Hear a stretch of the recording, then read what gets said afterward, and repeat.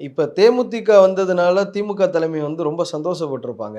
ஆனா கூட்டணி கட்சிகளுக்கு அது ஒரு வருத்தமா போயிருச்சு. இப்ப கூட நம்ம பார்க்குறோம். இந்தியன் யூனியன் முஸ்லீம் லீக்கு ஒரு சீட்ட குறைச்சுட்டாங்க. கம்யூனிஸ்ட்டுக்கு ஒரு சீட்ட குறைச்சுட்டாங்க. அதாவது சிபிஐ நம்ம இந்திய மதிமுக கம்யூனிஸ்ட்டுக்கு குறைச்சிருக்கோம். 1 குறைச்சுட்டாங்க. மதிமுகவுக்கு சீட்ட குறைச்சுட்டாங்க. இது வந்து அவங்களுக்கே ஒரு புகைச்சல் உண்டாக்கிறாதா?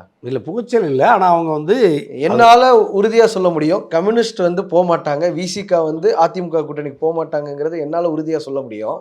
ஆனாலும் அவங்கள ரொம்ப உதாசீனப்படுத்துது திமுக அப்படிங்கிற ஒரு விமர்சனத்த முன்வைக்கிறாங்கல்ல. நம்ம அப்படி பலகீனமாவோ அல்லது அவர் யாரையாவது ஆட்சியப்படுத்தணுங்கிற எண்ணத்துல தளபதி முதல்வர், தலைவர் அப்படி முடிவெடுத்திருக்க மாட்டார்.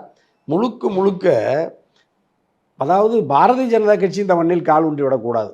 அதுதான் இன்னைக்கு சிபிஐ ஒரு தொகுதியை குறைத்த பொழுதும் கூட இந்திய கம்யூனிஸ்ட் கட்சியினுடைய தமிழ் மாநில செயலாளர் என் ஆரோக்கிய சகோதரர் வீரபாண்டியனுடைய ம். பேட்டி காலையில் பார்த்தேன்.